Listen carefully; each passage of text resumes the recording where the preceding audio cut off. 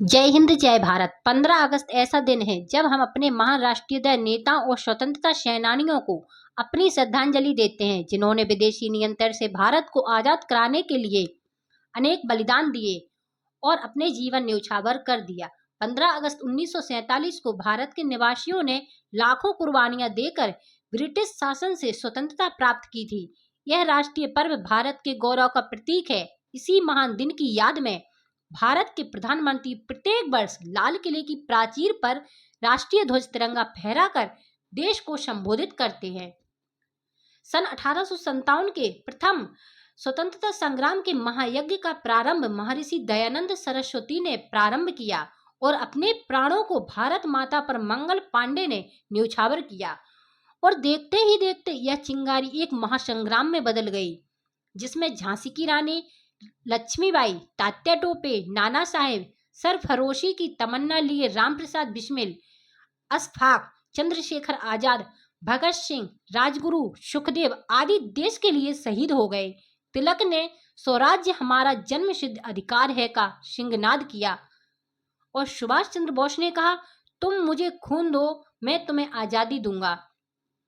अहिंसा और असहयोग लेकर महात्मा गांधी और गुलामी की जंजीरों को तोड़ने के लिए लौह पुरुष सरदार पटेल जैसे महापुरुषों ने कमर कस ली। 90 वर्षों के लंबे संघर्ष के बाद 15 अगस्त 1947 को भारत को स्वतंत्रता का वरदान मिला। भारत की आजादी का संग्राम बल से नहीं वरन सत्य और अहिंसा के सिद्धांत के आधार पर विजित किया गया। इतिहास में स्वतंत्रता के संघर्ष का एक अनोखा और अनूठा अभियान था, जिसे विश्व भर में प्रशंसा मिली।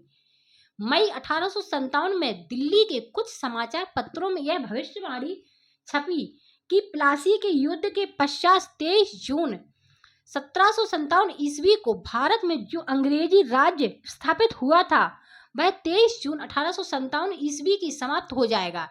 यह भविष्यवाणी सारे देश में फैल गई और लोगों में स्वतंत्रता प्राप्त करने के लिए जोश की लहर दौड़ गई। इसके अतिरिक्त 1856 में लॉर्ड कैनिंग ने सामान्य भर्ती कानून पास किया, जिसके अनुसार भारतीय सैनिकों को यह लिखकर देना होता था कि सरकार जहां कहीं भी हो उन्हें युद्ध करने के लिए भेजेगी, वह वहीं पर चले जाएंगे, जिससे भारतीय सैनिकों में असाधारण असंतोष फैल गया। कंपनी की सेना में उस समय 3 लाख सैनिक थे, जिनमें से केवल 5,000 ही यूरोपियन थे, बाकी सब अर्थात यूरोपियन, लेकिन सैनिकों से 6 गुना भारतीय सैनिक थे। जब देश में चारों ओर असंतोष का वातावरण था तो अंग्रेजी सरकार ने सैनिकों को पुरानी बंदूकों के स्थान पर नई राइफलें देने का निश्चय किया। इन राइफलों के कारतूस में सुअर तथा गाय की चर्बी प्रयुक्त की जाती थी और सैनिकों को राइफलों में गोली भरने के लिए इन कारतूसों के सिरे को अपने दांतों से काटना पड़ता था। इससे हिंदू और मुसलमान सैनिक भड़क उठे। उन्होंने ऐसा महसूस किया कि अंग्रेज सरकार उनके धर्म को नष्ट करना चाहती है। इसीलिए जब मेरठ के सैनिकों में से ये कारतूस बांटे गए तो 85 सैनिकों ने उनका प्रयोग करने से इनकार कर दिया। इस पर उन्हें कठोर दंड देकर बंदी गृह में डाल दिया गया। सरकार के इस व्यवहार पर भारतीय सैनिकों ने 10 मई 1897 के दिन हर हर महादेव मारो फिरंगी को का नारा लगाते हुए विद्रोह कर दिया। तत्पश्चात उन्होंने जेल को तोड़कर अपने साथियों को रिहा करवा लिया और नगर में रहने वाले अंग्रेज नर नारियों का वध कर दिया। अगले दिन वे बहुत बड़ी संख्या में दिल्ली की ओर चल पड़े और मुगल सम्राट बहादुर शाह की जय का नारा लगाते हुए दिल्ली में दाखिल हुए। बहादुर शाह ने विद्रोह का नेतृत्व अपने हाथों में ले लिया और सरकारी इमारतों पर मुगल ध्वज लहराया गया। दिल्ली में रहने वाले अंग्रेजों का वध कर दिया गया और उनकी संपत्ति लूट ली गई। इसी बीच लखनऊ, अलीगढ़, कानपुर, बनारस, रुहेलखंड आदि कई स्थानों में भी विद्रोह उठ खड़े हुए और इन दिशाओं से भी भारतीय सैनिक दिल्ली पहुंच गए। उस समय अंग्रेज सेना दिल्ली में नहीं थी, इसलिए भारतीय सैनिकों ने आसानी से दिल्ली पर अधिकार जमा लिया। विद्रोहियों ने 200 अंग्रेजों को गोली से उड़ा दिया।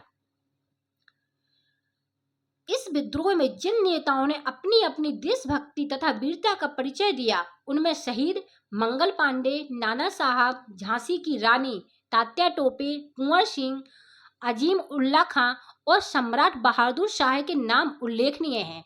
नाना साहब ने कानपुर में विद्रोह का नेतृत्व किया और अंग्रेज सेनापति व्हीलर को पराजित करके दुर्ग को अपने कब्जे में ले लिया। लखनऊ में भी कई दिनों तक विद्रोह चलता रहा और chief commissioner sir Henry lotus को मौत के घाट उतार दिया। बनारस, इलाहाबाद, बरेली तथा शाहजहांपुर में भी काफी हलचल रही और हजारों लोगों का रक्तपात हुआ। मध्य भारत में प्लासी तथा ग्वालियर विद्रोह के प्रमुख केंद्र बने रहे। झांसी की महारानी लक्ष्मीबाई तथा उनके सैनिकों ने स्थानीय दुर्ग में अंग्रेजों का डटकर मुकाबला किया। कालपी तथा ग्वालियर में भी भयंकर युद्ध लड़े गए। तात्या टोपे तथा अन्य कुछ वीरों ने भी इस विद्रोह में बढ़ चढ़कर भाग लिया, परंतु झांसी की रानी लक्ष्मीबाई स्वतंत्रता के इस प्रथम संग्राम में वीर गति को प्राप्त हुई। इससे भारतीय विद्रोहियों का साहस टूट गया और मध्य भारत पर अंग्रेजों का कब्जा हो गया। गुरिल्ला युद्ध प्रणाली बिहार में कुंवर सिंह ने अंग्रेजों के विरुद्ध विद्रोह का नेतृत्व किया और 80 वर्ष की उम्र में भी शत्रुओं से लड़ते रहे। उन्होंने गुरिल्ला युद्ध प्रणाली को अपनाया और अपने भाई अमर सिंह तथा मित्र निशान सिंह के सहयोग से अंग्रेज सेनापति को हराया। उन्होंने अपनी राजधानी जगदीशपुर को पुनः प्राप्त किया। उनकी मृत्यु के पश्चात उनके भाई ने संघर्ष जारी रखा। गवर्नर जनरल कैनिंग ने विद्रोह को दबाने के लिए बंबई, मद्रास, पंजाब और भारतीय रियासतों से सहायता मांगी और हिंदू मुसलमानों में फूट डलवाने के लिए अफवाहें फैलाई तथा गुप्तचर विभाग की व्यवस्था के तत्पश्चात हैदराबाद, ग्वालियर, पटियाला, नाभा, जींद, नेपाल आदि कई रियासतों से सहायता मिलने पर 3 अंग्रेज सेनापतियों हेनरी, बर्नाई तथा निकलसन ने दिल्ली को चारों तरफ से घेर लिया, परंतु 3 मास तक दिल्ली को अपने अधिकार में नहीं ले सके। अंत में जनरल निकलसन ने एक घमासान युद्ध के पश्चात दिल्ली पर विजय प्राप्त कर ली। इस प्रकार फिर से दिल्ली पर अंग्रेजों का अधिकार हो गया। मुगल सम्राट बहादुर शाह जफर को बंदी बनाकर रंगून अब यांगून भेज दिया गया, जहां पर उनकी मृत्यु हो गई। यद्यपि भारतीयों का यह प्रयत्न सफल नहीं हुआ तो भी सन 1857 का यह विद्रोह एक व्यापक विद्रोह था जिसमें भारतीय जनता के सभी वर्गों ने भाग लिया। यह एक राष्ट्रीय विद्रोह था जिसका उद्देश्य स्वतंत्रता प्राप्त करना था। इसीलिए 1897 के विद्रोह के स्वतंत्रता का प्रथम स्वतंत्रता संग्राम कहा जाता है। ईस्ट इंडिया कंपनी का खात्मा 1897 के विद्रोह ने अंग्रेजों के शासन प्रबंध की त्रुटियों का भांडा फोड़ दिया। इसीलिए विद्रोह के शीघ्र पश्चात ही इंग्लैंड के राजा ने ईस्ट इंडिया कंपनी को खत्म करके भारतीय राज्य की बागडोर अपने हाथ में संभाल ली। सन 1880 ईस्वी में ग्लेडस्टोन इंग्लैंड का प्रधानमंत्री बना। उसने लॉर्ड रिपन को भारत का गवर्नर जनरल नियुक्त किया। यद्यपि 1897 से 1880 तक कैनिंग, मेयो, लैटिन आदि कई गवर्नर जनरल भारत में शासन करते रहे, परंतु जो सम्मान लॉर्ड रिपन का प्राप्त हुआ वह इनमें से किसी को भी प्राप्त नहीं हुआ। उसने भारतीयों की उन्नति तथा कल्याण के लिए जो कार्य किए उनका उदाहरण मिलना कठिन है। उसे अपने कई प्रशासनिक कार्यों के लिए अपने देशवासियों के विरोध का सामना करना पड़ा, परंतु उसने उनकी तनिक भी परवाह नहीं की। 15 अगस्त 1947 को भारतवर्ष हिंदुस्तान तथा पाकिस्तान 2 हिस्सों में बंटकर स्वतंत्र हो गया। पंडित जवाहरलाल नेहरू ने 15 अगस्त 1947 को लाल किले पर तिरंगा झंडा फहराया। उसी दिन से हर वर्ष 15 अगस्त को स्वतंत्रता दिवस मनाया जाता है। सरकारी बिल्डिंगों पर तिरंगा झंडा फहराया जाता है तथा रोशनी की जाती है। प्रधानमंत्री प्रातः 7 बजे लाल किले पर झंडा लहराते हैं और अपने देशवासियों को अपने देश की नीति पर भाषण देते हैं। हजारों लोग उनका भाषण सुनने के लिए लाल किले पर जाते हैं। स्कूलों में भी स्वतंत्रता दिवस मनाया जाता है और बच्चों में मिठाइयाँ भी बांटी जाती हैं। 14 अगस्त को रात्रि 8 बजे राष्ट्रपति अपने देशवासियों को संदेश देते हैं, जिसका रेडियो तथा टेलीविजन पर प्रसारण किया जाता है। 14 अगस्त 1947 को रात को 11 बजे संघटक सभा द्वारा भारत की स्वतंत्रता को मनाने के लिए एक बैठक आरंभ हुई, जिसमें अधिकार प्रदान किए जा रहे थे, जैसे कि घड़ी में रात के 12 बजे भारत को आज़ादी मिल गई और भारत एक स्वतंत्र देश बन गया। तत्कालीन स्वतंत्र भारत के प्रथम प्रधानमंत्री पंडित जवाहरलाल नेहरू ने अपना प्रसिद्ध भाषण नियत के साथ भेंट किया।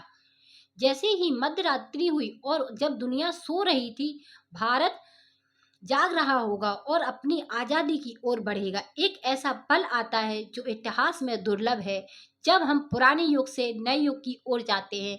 क्या हम इस अवसर का लाभ उठाने के लिए पर्याप्त बहादुर और बुद्धिमान हैं, और हम भविष्य की चुनौती को स्वीकार करने के लिए तैयार हैं?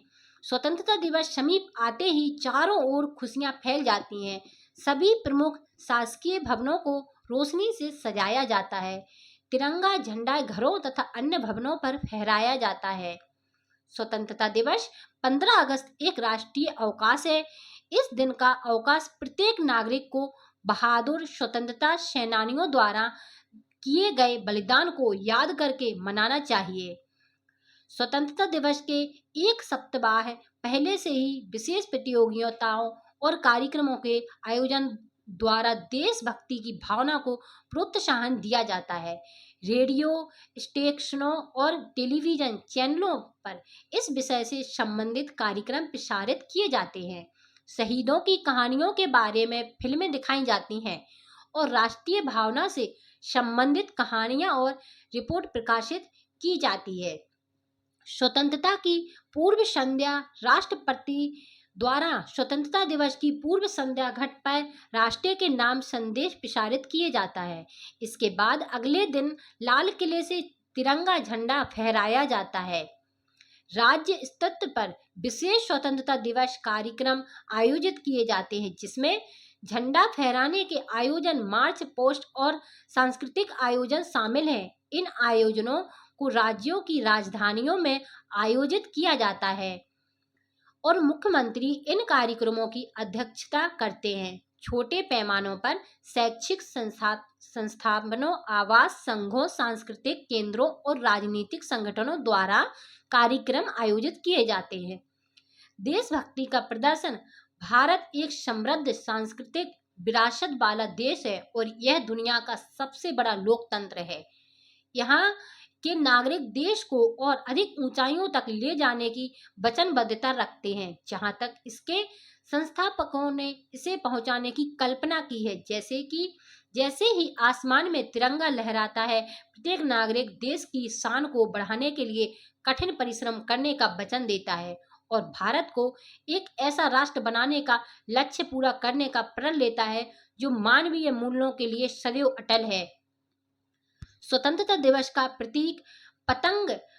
स्वतंत्रता दिवस का एक और प्रतीक पतंग उड़ाने का खेल है। आकाश में ढेर सारी पतंगें दिखाई देती हैं, जो लोग अपनी अपनी छतों से उड़ाकर भारत की स्वतंत्रता का समारोह मनाते हैं। अलग अलग प्रकार, आकार और रंगों की पतंगों तथा तिरंगे बाजार में उपलब्ध हैं। इस दिन पतंग उड़ाकर अपने संघर्ष की कौशलों का प्रदर्शन किया जाता है।